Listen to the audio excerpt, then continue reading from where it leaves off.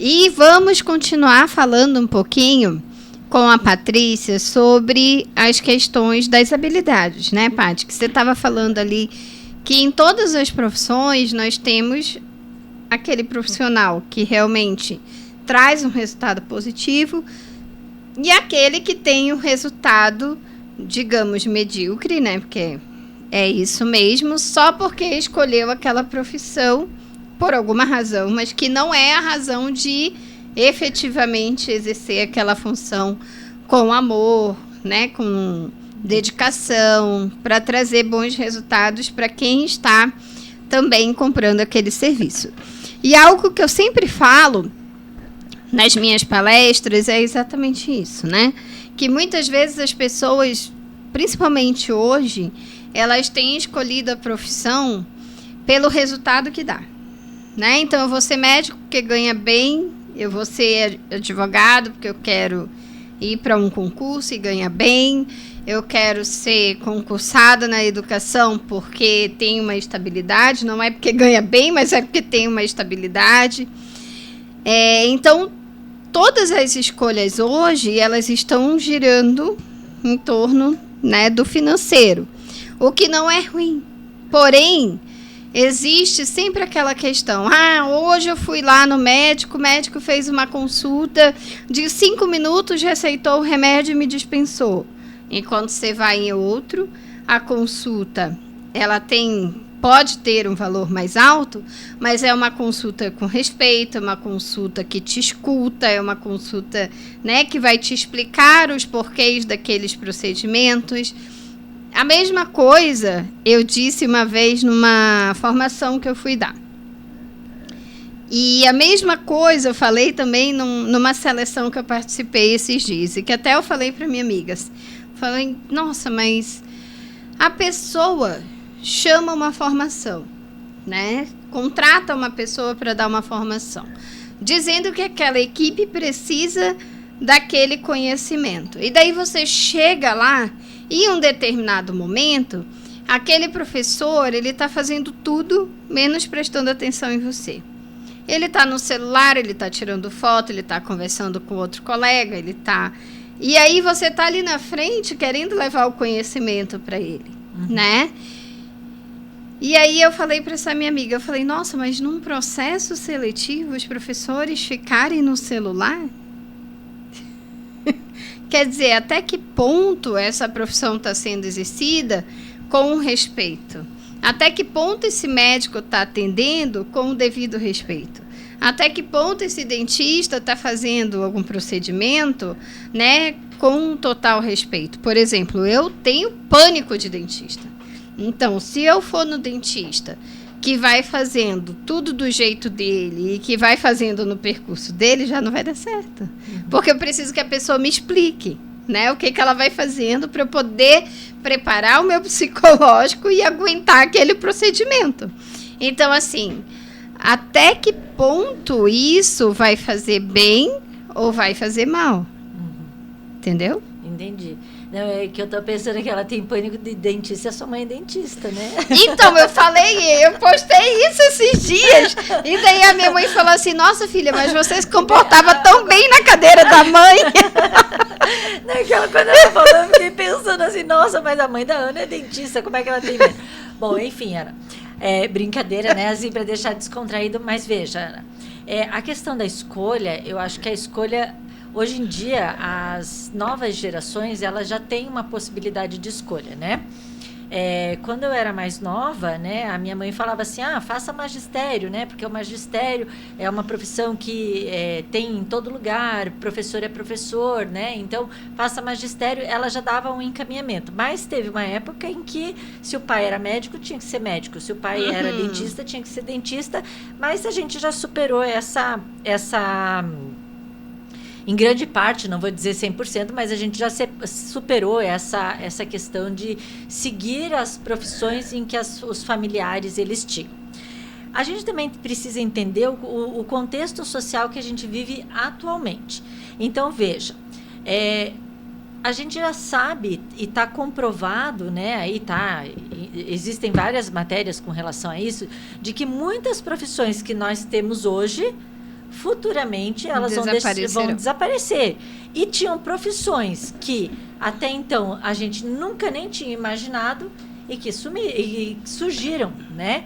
Principalmente na época da pandemia, né? Então, assim, esses youtubers, né? Que a gente sabia que tinham pessoas que falavam na internet, mas houve um boom, né, em pessoas que se desenvolveram ali durante a pandemia, que trouxeram conhecimentos, uns com conhecimentos melhores, outros não tanto, né? Mas que estão ali. E há uma tendência disso acontecer. É um fato novo, essa questão de surgir e desaparecer profissões? Não é, porque a gente antes, né, se a gente for pensar em caminhada, né, em trajetória de humanidade, né, existiam profissões antigamente que hoje não existem, ou que são muito difíceis de ser achado, ou quando a gente acha alguém que faz, a gente fala assim, puxa, tem alguém que ainda faz isso. Vamos pensar uma pessoa que trabalha com alfaiataria, né? Antes era uma profissão extremamente valorizada, que as pessoas queriam, né? E até uma pessoa que trabalhasse com essa costura, né, diferenciada, para fazer um terno, para fazer um vestido, e que hoje nossa, quando a gente encontra uma pessoa que faz esse trabalho, a gente fala, uau, né? Como é que sobrevive a isso? Então, isso é uma coisa natural do processo evolutivo da humanidade. Então, a gente tem que pensar assim, se hoje eu estou em tal profissão, se a minha profissão daqui a alguns anos começar a passar por um processo em que ela vá se extinguir ou que ela vai ter uma mudança, eu estou preparado para essa mudança? E é aí que a gente tem que trabalhar com a gente, com os nossos alunos, a adaptabilidade de se ajustar a diferentes ambientes e saber utilizar o meu conhecimento em diferentes situações, em diferentes posições em que eu vá ocupar. Porque hoje eu posso estar na escola desenvolvendo uma função, mas amanhã a escola pode ter uma outra roupagem, uma outra formatação, e eu tenho que pegar todo aquele conhecimento que eu tenho hoje e adaptar para isso. Se eu faço uma coisa que eu gosto, isso se torna mais fácil. Sim. Né? Isso se torna mais fácil. Então, a escolha ela tem que ser muito bem pensada, ela tem que ser muito bem feita para que eu esteja aberto para esse processo de transformação. Quando você falou assim, a Patrícia está perto de se tornar uma neuropsicopedagoga, eu fui buscar o estudo complementar na neuropsicopedagogia para atender uma necessidade do mercado, porque hoje a forma de ensinar e de aprender, ela é diferente. Ela vem com uma base científica diferente, que traz todo um contexto cerebral e de entendimento do processo de aprender, que eu preciso adaptar aquilo que eu já sei. Agora, se eu me mantiver com o pensamento fechado, lá na época em que eu fiz a faculdade, que eu me formei, eu não vou me encaixar no mercado de hoje. Eu não vou conseguir suprir a necessidade dessa geração, que já vem sabendo mexer no computador, que já vem sabendo mexer no celular e que às vezes ensina pra gente como fazer. Então a gente tem que dar esse passo à frente, tem que vir com essa possibilidade, Ana, de entender que eu tenho uma base de conhecimento, que aquilo ali ela é importante, não se descarta aquilo que eu tenho, mas que ela precisa passar por uma atualização, digamos assim. Precisa se adaptar. Sim, e isso já existe, né, Patrícia? Nós sabemos que na nossa área da educação, essa adaptabilidade, ela é comum. Né? Hoje nós estamos professoras, amanhã coordenadoras, daqui a pouco assistentes, daqui a pouco, né, estagiária de novo, exatamente. Porque veja, se eu venho por esse processo da neuro, e isso a gente estava conversando antes do programa começar, né, da neuropsicopedagogia, eu tenho uma base como pedagoga. não tem uma base como neuropsicopedagoga. Então, eu vou ter que passar pelo processo de passar por um estágio, vivenciar aquilo ali com uma pessoa que já tem uma caminhada maior do que a minha, para que eu possa entender melhor o processo, tirar aquela teoria do papel e evoluir para o atendimento clínico. Sim. Né? E sim. É normal isso. Isso é bem normal. É o que eu estou passando agora com a psicologia também, né? Eu optei e sempre quis a psicologia. Então, hoje eu sou aluna da psicologia. E muitas vezes as pessoas, os próprios professores, os próprios colegas, né? Alguns entendem e fica uma coisa prazerosa, porque você tem uma pessoa que tem uma experiência de caminhada, como eu, e lá na frente eu tenho um professor que também tem uma caminhada e uma experiência. Então, a troca fica muito bacana, né? E isso soma. Agora, tem outros colegas que não, que entendem aquilo como se fosse uma ameaça, né? Tipo, nós temos alguém que já é formada, que tem uma grande caminhada e que pode ser uma ameaça. Então, assim, tudo é a perspectiva, né? Se você traz isso, se você faz isso com amor, com dedicação, se você busca uma formação para melhorar a tua atuação, isso vai ser ótimo, isso vai ser bom, isso vai ser de excelência, né? E muitas vezes, Ana, vem a observação daquilo que você está fazendo, né? O julgamento, vamos dizer assim, que é a palavra mais correta, assim, ela te julga pela escolha que você fez. Né? Então, assim, nossa, mas ela já está com 50 anos, já está aí caminhando para se aposentar, agora vai virar neuropsicopedagoga? Isso é etarismo, né? Tá, gente? Não, mas veja, existe, nossa, mas você... E assim, um preconceito, né? O preconceito de dizer assim, poxa, mas por que ela vai fazer isso agora? Por quê? Para que eu tenha uma boa atuação, para que eu continue sendo uma boa pedagoga, eu preciso entender outros processos que na época que eu me formei, não existiam. Ou que estavam no começo de um estudo, ou que estavam, ou que eu não tive acesso, ou que foi alguma coisa que eu não busquei, entendeu? E que bom que eu estou fazendo isso. Sim. Né? Eu estou buscando isso. E aí entra no paradigma, né? O paradigma de que, porque você tem determinada idade, você não vai fazer tal coisa? Pera. Né? Hoje a gente sabe que uma pessoa com 50 anos, ela é uma pessoa ainda extremamente ativa no mercado. Sim, que ela pode começar uma vida acadêmica. Exatamente, a expectativa de vida hoje ela aumentou. E assim,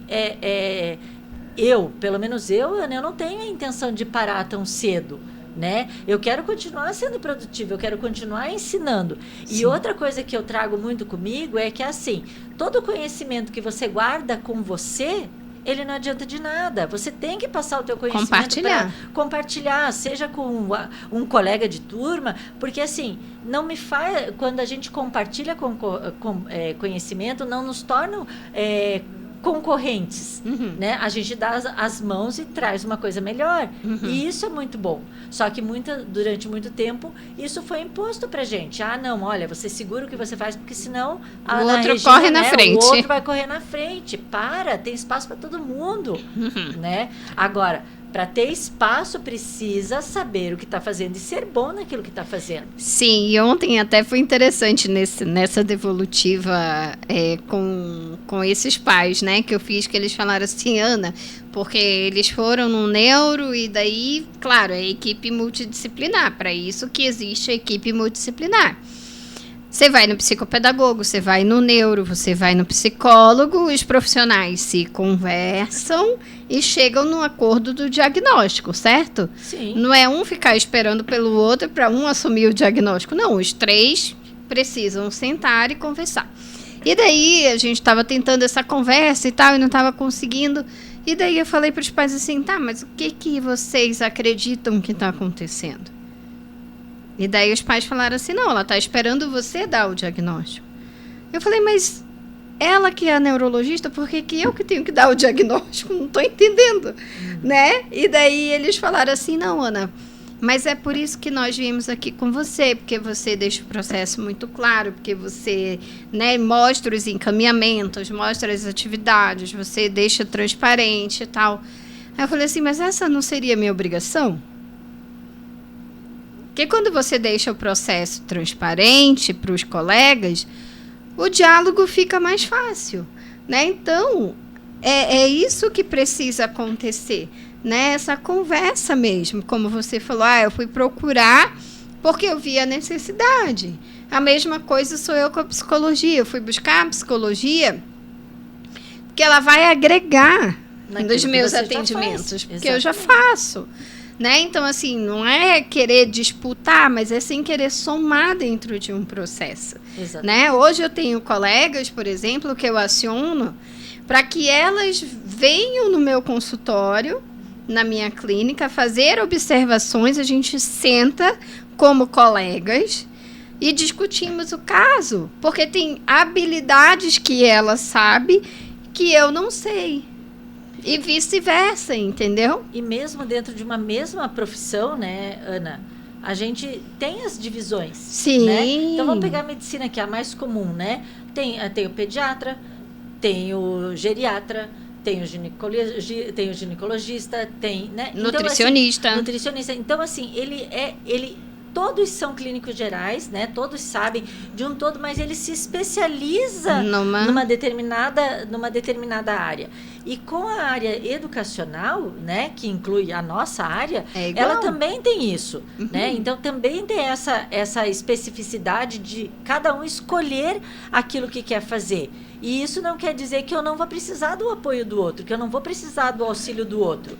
Né? Então, assim, e às vezes varia muito. Nossa, eu estou observando isso, mas tem alguma ali, tem uma pulguinha ali que está me dizendo que aquilo ali não é bem aquilo que eu estou achando. Chama uma opinião. Sim. Médicos fazem isso. Sim. Porque, agora, por que dentro do processo educacional existe essa resistência? Por que às vezes não se cria lá, né, dentro da medicina, não, vamos reunir aqui um número de X de médicos para dar um diagnóstico ou para verificar um tratamento? Isso também tem que ser comum na área educacional. Na área da educação. Né? E não só entre profissionais, mas entre a família também. Sim. A família tem o outro olhar, o 6 e o 9. Eu estou vendo 6, a família está vendo 9. Né? Então, assim, como que eu estou vendo aquela criança e como que eles estão vendo? Né? E como que a gente pode equilibrar a coisa, porque também não dá para a família agir de um jeito e a escola agir de outro. A gente tem que achar um equilíbrio para que as coisas andem, porque senão realmente a criança também enlouquece. Meu Deus do céu, na minha né? casa eu faço X e na escola eu faço Y. E assim, Ana, dentro do processo também, e aí fica um alerta muito grande para o professor, né, para o profissional da educação, para que eles olhem a criança e observem aquela criança tirando aquele rótulo do colega que já fez alguma coisa. Porque já nessa minha caminhada de 30 anos aí, né, passados na área educacional, Ana, a gente via crianças terem comportamentos e dizer assim, nossa, mas por que ela está assim? Aí a gente ia ver crianças que dormiam mal, que daí eram extremamente agressivas, extremamente agitadas dentro da escola, porque estavam cansadas e a forma delas se expressar era através da agitação. Crianças que às vezes sofriam abusos, N tipos de abusos, abuso psicológico, abuso físico, né? Enfim, sofriam abuso e daí apresentavam alguma coisa dentro da escola. Então, assim, quando você entende o outro, quando você vê aquilo que está além daquele rótulo que foi imposto, você consegue ajudar a criança e ajudar a família também. Veja, a criança ela não vem sozinha. Né? A criança ela vem com uma família. Então vamos ajudar um todo, vamos ajudar no coletivo, né? E quando você for passar essa criança, né, para a próxima turma, para o próximo ano, não vá com os teus rótulos, os rótulos que você criou para essa criança. Sim. Você passe aquilo que você vivenciou com ela. Olha, quando eu fiz tal coisa, ela demonstrou dessa forma. Quando eu fazia tal atividade, ela não gostava, mas ela não gostava de desenhar, mas ela adorava brincar com massinha. E deixa que o outro profissional que vai receber essa criança tire as conclusões dela. Não fale da família, Ana, né? Não vai, né? Porque você já cria, meu Deus, olha, aquela mãe é muito nervosa, aquela mãe é muito brava.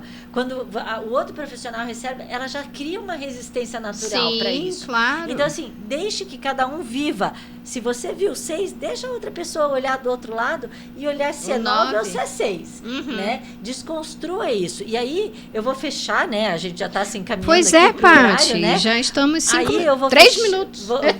Vou fechar, Ana, assim, trazendo a conclusão do livro, porque a gente fez a análise do filme da Malévola, né?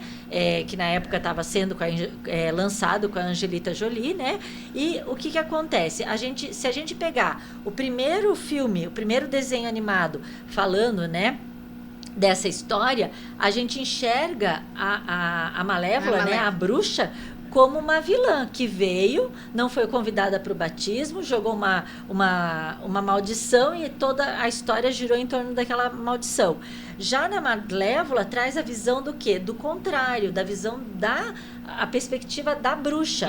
Então, assim, que teve o seu reino invadido, que teve, né, as suas asas roubadas e que por conta disso ela atacou o reino como uma forma de defesa. Vejam, eu estou sendo atacada, eu estou sendo atacada e eu vou me defender. Tragam isso para o contexto educacional. Eu estou sendo atacada, eu vou me defender. E no fim ela descobre o quê? Que ela amava aquela menina, a princesa, que ela soltou a maldição, né? Que ela amaldiçoou. No fim era a criança que ela amava. Então, veja, isso eu já vi acontecer dentro de sala de aula. Eu recebi com uma informação, eu olhei para o outro lado e eu comecei a amar aquela criança. Então, vamos trabalhar para que isso aconteça, né? Transformar essa história, né? E tantas outras que nós temos aí, que a gente pode assistir por essa perspectiva e trazer esse contexto para a sala de aula. Tenho certeza que nós vamos ter famílias mais satisfeitas, crianças mais felizes e professores mais como é que eu vou dizer assim, mais satisfeito com a atuação profissional. Sim. Então, assim, quando, né, se alguém tiver a oportunidade de ler o livro, de acordo com a sua profissão, isso não só para a área pedagógica, né, Ana? Para qualquer profissão, leia com essa visão de que nem tudo é aquilo que parece ser. Sim, nem tudo que reluz é ouro, né, amiga? Já falando no ditado popular, né? Exatamente. Então, assim, eu acredito que a vinda da Patrícia ao programa, né, será sempre bem-vinda, porque nós temos discussões que realmente são frutíferas, né? Nós vemos frutos aí desse diálogo, e é bem isso mesmo, nós precisamos enxergar para além daquilo que o outro nos traz, e isso é para tudo na vida, é para a família, é para a escola, é para a própria criança. Para a criança aprender que o número 6 muitas vezes se torna 9, que o 9 se torna 6, né? Para a família entender que em algum momento a criança vai ter aquela condição, mas que em outro ela vai superar, em outro ela vai regredir, e a vida ela é assim, ela é feita de ciclos, ela é feita de tropeços, ela é feita de conquistas, né? Mas que nós temos sempre que ter um novo olhar, um novo paradigma do que é o bem, do que é o mal, do que é o certo, do que é o errado, do que é o belo, do que é o feio. E, assim, entender que nem tudo também é feio, né? Que existe a sua beleza dentro daquelas possibilidades. Com certeza. Certo? Então, gente, nós vamos, infelizmente, né, nos despedindo, porque Patrícia e eu é um caso sério, né? Porque nós podemos ter um programa, como disse o diretor, eu não entendi porque vocês não tocaram um programa direto, porque ele sabia que ia faltar tempo para a gente falar, né? Então, assim, dizer que vocês aproveitem o final de semana também, né, para refletir, quem nos ouviu, quem nos assistiu, sobre tudo isso, né? E na hora de você escolher um conto, uma história para o seu filho, escolha de uma forma consciente e que você possa explicar os vários vieses, né, do que está sendo apresentado ali, de cada personagem, para que ele entenda e que ele consiga também trazer para essa vida real, que nem tudo é só ficção, né? Nós precisamos trazer isso para a realidade. E agora eu estava lembrando até da Bela, né, do filme da Bela Adormecida, né? Que nem tudo para ela era tão formoso assim, né? Então, nós precisamos mostrar para os nossos filhos, nossos alunos, os pais, esses novos olhares aí que nós trouxemos hoje no programa. Então, aproveitem o final de semana para isso, para conversar, para aproveitar seus filhos também. Contem uma história e conversem sobre isso. E na próxima sexta-feira, nós teremos aí uma nova convidada que nós vamos falar do lado mais psicológico. Então, vai ser um programa muito bacana também. E então, até a próxima sexta-feira. Quem tiver a oportunidade também de ler o livro da Patrícia Pencal, O Novo Paradigma, amiga, tá na Amazon.com. Na Amazon.com. Eu chamo de amiga porque, para quem está assistindo pela primeira vez, a Patrícia e eu já temos uma caminhada juntas profissionalmente desde 2014. Então, já fizemos muitos trabalhos juntas e também somos amigas. Então, por isso que às vezes acaba Patrícia, amiga, e daí a gente vai criando esse diálogo, tá bom?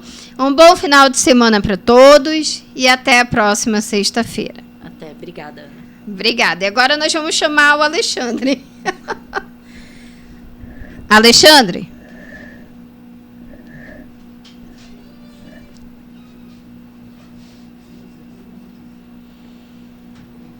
Pontual, você tá... Eu acho que foi o medo de ultrapassar no programa da Naná. Terminou até antes. Terminei até antes, ó. Isso é inédito.